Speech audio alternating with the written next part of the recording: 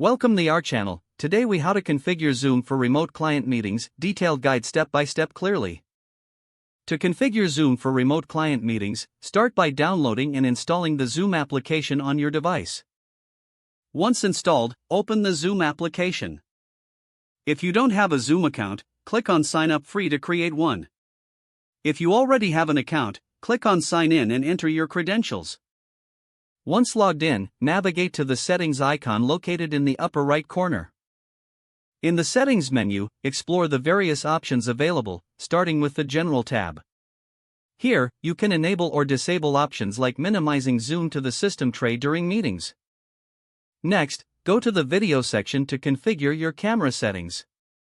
Choose your preferred camera from the drop-down menu and check the video preview.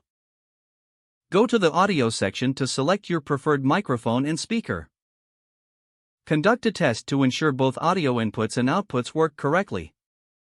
Next, explore the Meetings tab to customize your meeting settings.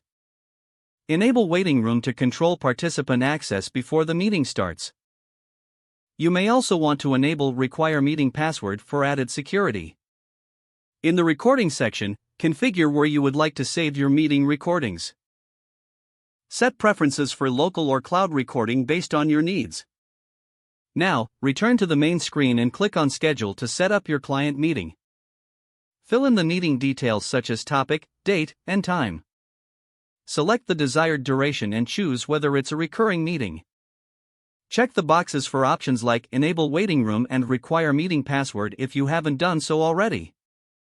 Once all details are filled in, click Save to create the meeting. After scheduling, invite your client by clicking on Copy Invitation. Paste the invitation in an email and send it to your client. On the day of the meeting, open the Zoom application and go to Meetings.